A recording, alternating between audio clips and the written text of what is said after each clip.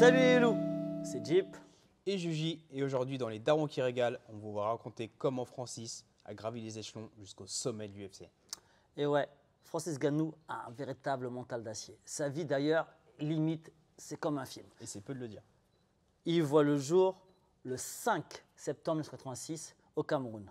Il naît dans une famille nombreuse, mais ses parents divorcent alors qu'il n'a que 6 ans. Le père est un peu trop violent, D'accord. il tapait maman, donc forcément ça ne le faisait pas, tu vois. Donc c'est l'image déjà du père Très violent. brutal, qui va lui forger ce mental ou pas du tout? Qui va lui forger un mental, il va se construire d'ailleurs en opposition à ce père violent. D'accord. Il sait qu'il ne veut pas devenir cet homme-là. Ça, c'est très important pour la suite. À l'âge de 10 ans, il doit quitter l'école. Il faut bien aller travailler, il faut faire vivre la famille, tu vois. Waouh. Travailler direct? À l'âge de 10 ans, Tu faisais quoi toi à 10 ans? je redoublais. Ensuite, le pire, c'est que tu vois, il ne va pas travailler n'importe où. Oui, c'est pas un travail Non. de bureau, Non. comme on dit. Il va travailler dans une carrière de sable. Et quand tu connais la pénibilité du boulot, je te laisse imaginer pour un enfant de 10 ans. J'imagine pas. N'imagine pas. Tu n'as pas le corps pour ça. À 22 ans, il quitte le village natal pour aller à Douala, la capitale économique du pays. Donc objectif boxe. Objectif boxe. Et pour boxer, Il faut de l'argent.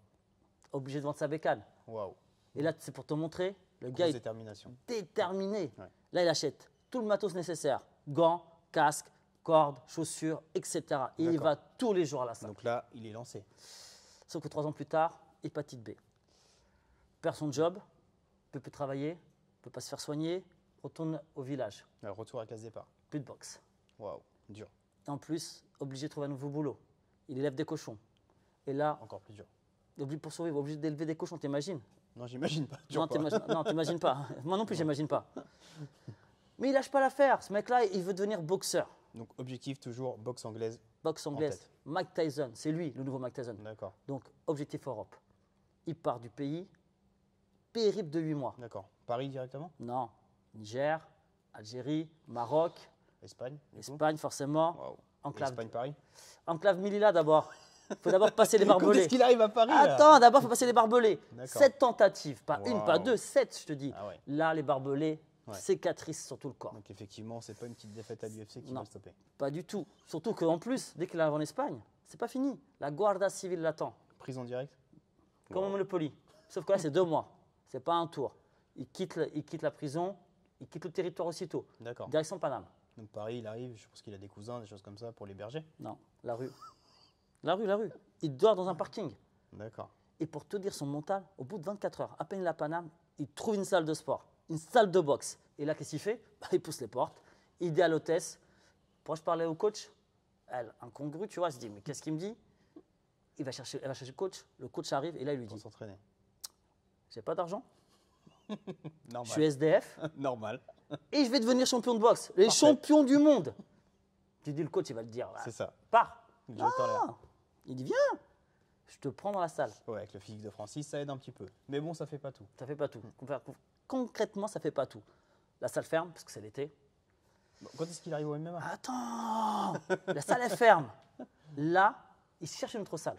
Coup de chance, la Shorba, donc c'est une association qui a les SDF, D'accord.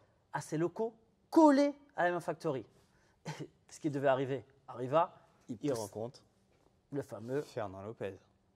Je la connais, la suite de l'histoire. Et ouais, c'est que 2 semaines plus tard, une journaliste interviewe Fernand et lui dit, vous n'avez pas des pépites qui s'entraînent et tout? Il fait, lui, les gars, j'ai une pépite. Dans quelques années, il sera champion du monde de l'UFC, je vous le préviens. Et du coup, Fernand, il Ouais. est visionnaire, parce que c'est pas la dernière fois qu'il va dire cette phrase. Non. Et on y reviendra un peu plus tard dans un autre épisode. Eh ouais, parce que Donc, du Fernand, coup- excuse-moi, il vit, Ah dans oui, le je t'en prie. il vit dans le turfu, Fernand. Le gars, il sait ce qui va se passer. Tu vois? Donc Fernand, il démarre, pancrace, 3 combats en pancrace, 2 combats en MMA. Et à partir de là, Fernand, il joue coup de poker tout pour le tout. Il appelle Joe Silva, Qui est pas n'importe qui d'ailleurs. matchmaker de l'UFC. Il lui dit, les gars, j'ai une pépite, faut le signer tout de suite. Et après, c'est là que le style Ouais. Ngannou est lancé. KO sur KO, patate de forain. Sur ce chemin, il aura Arlovski, Velasquez, Overeem, le KO que vous connaissez tous, jusqu'au sommet de l'UFC et jusqu'à battre le meilleur champion du monde de l'UFC en la personne de Stipe Miocic. En clair, que des petits. Donc effectivement, la détermination, il l'a trouvée Et elle était là depuis dans ses toujours. racines, Ouais. de son enfance, de son parcours. C'était beau. Et le champion qu'il est aujourd'hui, Et qu'il sera demain. c'est grâce ou à cause de son enfance, en effet. Merci, Jib, pour cette Merci à toi aussi. sacrée anecdote. Et on vous dit à très vite À très bientôt. pour les darons qui Qui régalent. régalent.